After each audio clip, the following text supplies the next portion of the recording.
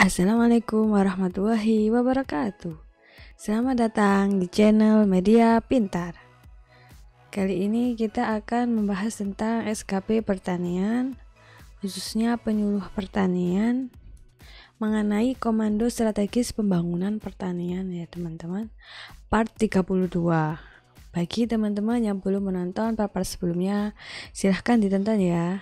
Jangan lupa like, comment, and share, dan klik tombol loncengnya agar teman-teman bisa update video-video terbaru. Oke, langsung saja kita ke contoh soal ya. Nomor 91. Strategi pembangunan pertanian dengan dimulai dari perolehan data pertanian melalui Balai Penyuluhan Pertanian dilakukan untuk mewujudkan A. Swasembada pangan, B. Kemandirian pangan, C. Ketahanan pangan, D. Keamanan pangan, atau E. Ketersediaan pangan.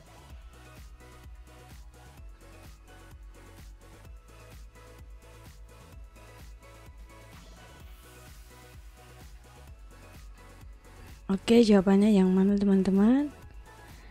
Ya, berdasarkan Permentan nomor 49 tahun 2019 tentang Komando Strategis Pembangunan Pertanian, jawaban yang paling tepat adalah yang C ya teman-teman, ketahanan pangan.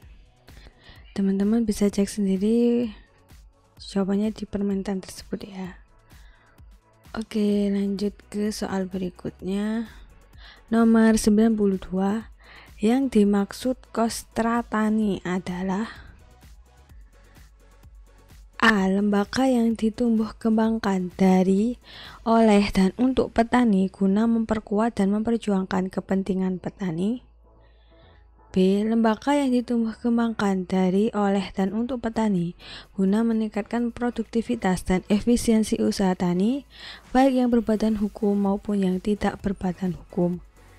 C. Gerakan pembaharuan pembangunan pertanian nasional berbasis teknologi informasi. D. Gerakan pembaharuan pertanian kecamatan melalui optimalisasi tugas, fungsi, dan peran Balai Penyuluh Pertanian dalam mewujudkan keberhasilan pembangunan pertanian.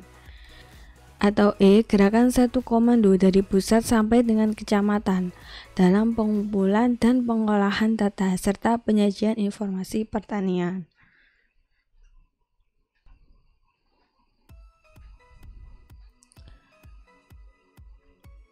Oke, ini masih mengenai tentang Permentan nomor 49 tahun 2019 ya teman-teman.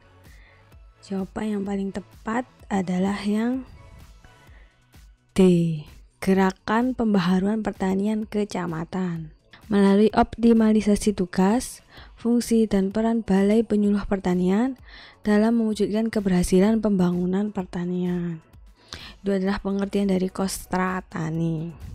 Jadi kostra tani itu di tingkat kecamatan ya teman-teman.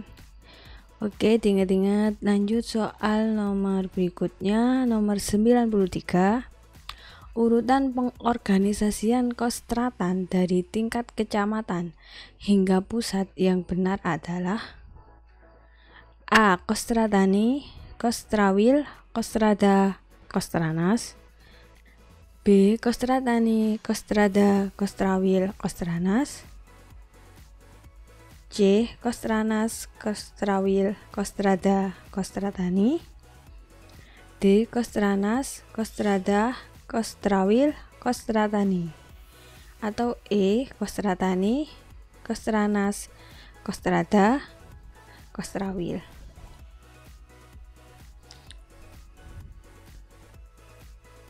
Oke, kita bahas ya teman-teman.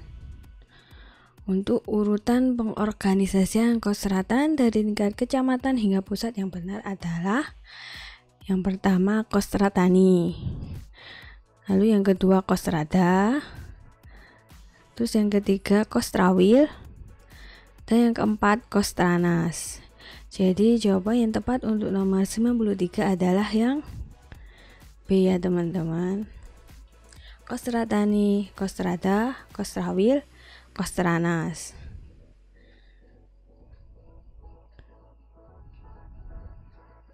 Oke, diingat-ingat ya teman-teman. Lanjut soal berikutnya nomor 94. Ketua harian dari Kostra Tani adalah A. Camat, B. Kepala Desa, C. Petugas Pertanian Kecamatan, D. Penyuluh Pertanian Pendamping, atau E. Penyuluh Pertanian yang kompeten.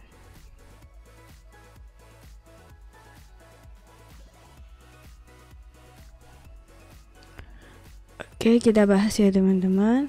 Ketua Harian Kostra Tani adalah pimpinan BPP atau penyuluh pertanian yang kompeten. Jadi jawaban yang paling tepat adalah yang E ya teman-teman, penyuluh pertanian yang kompeten. Oke, sudah paham ya. Lanjut soal berikutnya nomor 95. Berikut ini yang bukan merupakan anggota dari Kostra Tani adalah A. Medik veteriner, B. Paramedik veteriner, C. PUPT, D. Kepala UPTD, atau E. Pengawas bibit ternak.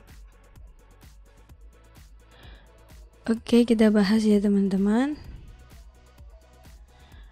Anggota dari Kostra Tani adalah yang pertama kepala desa atau lurah, kedua penyuluh pertanian, ketiga pengendali organisme pengganggu tumbuhan atau PUPT ya, keempat pengawas benih tanaman, kelima medik veteriner, keenam paramedik veteriner, ketujuh pengawas bibit ternak, 8 pengawas mutu pakan, 9 petugas pertanian kecamatan atau mantri tani, ke-10 inseminator, dan ke-11 petugas lain terkait atau mantri statistik atau penyuluh lain. Jadi untuk A. medik veteriner ini benar ya teman-teman, B. paramedik veteriner juga benar, C. PUPT juga benar, E. pengawas bibit ternak juga benar. Jadi yang bukan adalah yang D. kepala UPTD. Oke, sudah jelas ya. Lanjut soal berikutnya nomor 96. Penguatan kelembagaan petani dan KEP merupakan tugas dari A. Kostratan, B. Kostratani, C. Kostrada, D. Kostrawil, atau E. Kostranas.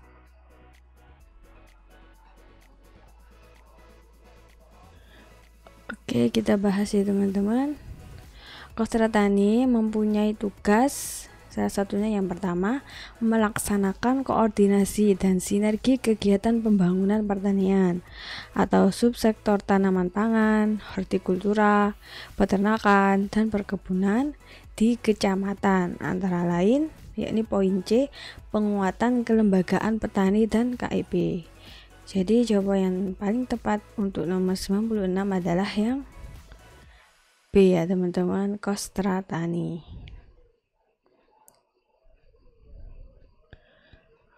Oke, lanjut soal berikutnya nomor 97. Pengalokasian anggaran pembinaan pelaksanaan program dan kegiatan pembangunan pertanian merupakan tugas dari A. Kostratan, B. Kostratani, C. Kostrada, D. Kostrawil, atau E. Kostranas.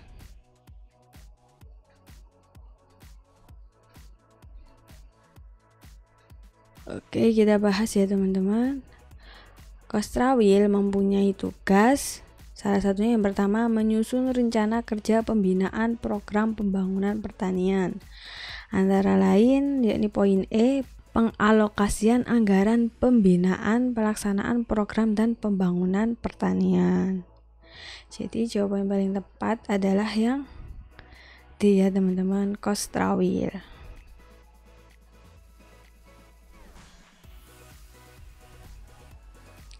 Oke, diingat-ingat kata kuncinya adalah di sini pembinaan ya teman-teman. Itu berarti Kostrawil. Oke, lanjut soal berikutnya nomor 98.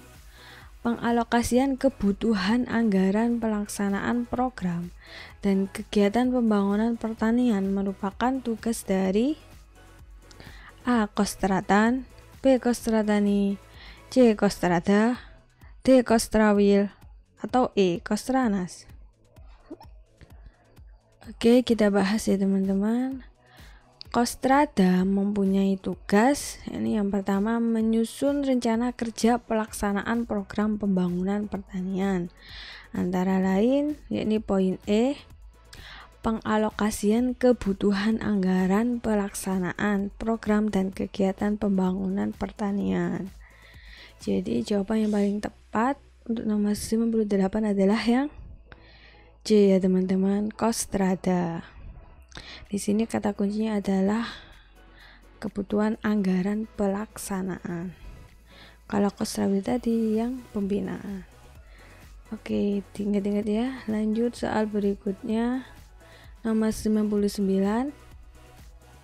Fasilitasi pengembangan kemitraan petani atau kelompok tani dan pelaku usaha merupakan tugas dari A. Kostratan, B. Kostratani, C. Kostrada, D. Kostrawil, atau E. Kostranas.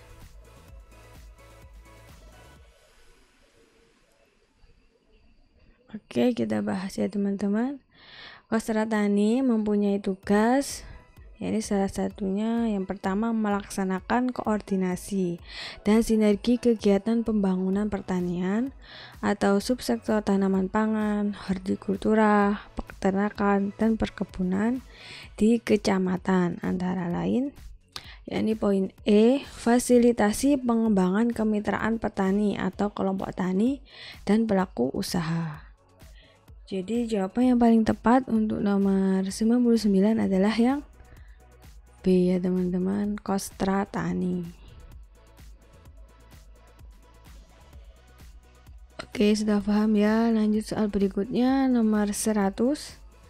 Menyusun rencana kerja pembinaan, pengawalan, dan pengendalian kostratan merupakan tugas dari A. Kostratan, B. Kostratani, C. Kostrada, D. Kostrawil, atau E. Kostranas. Oke, kita bahas ya teman-teman. Kostranas mempunyai tugas, yakni A. menyusun rencana kerja pembinaan, pengawalan, dan pengendalian kostratan, B. melaksanakan supervisi, pemantauan, dan evaluasi kostratan, C. mengkompilasi dan menyajikan laporan hasil pelaksanaan kostratan kepada Menteri Pertanian. Jawaban yang paling tepat untuk nomor 100 adalah yang E ya teman-teman, kostratan, karena termasuk ke dalam poin A tadi. Oke, sudah paham ya teman-teman. Sekian video dari saya, terima kasih, semoga bermanfaat. Jangan lupa subscribe channel Media Pintar. Semoga teman-teman bisa mendapatkan nilai terbaik pada saat tes SKB nanti dan menjadi ASN tahun ini. Oke, sampai jumpa. Wassalamualaikum warahmatullahi wabarakatuh.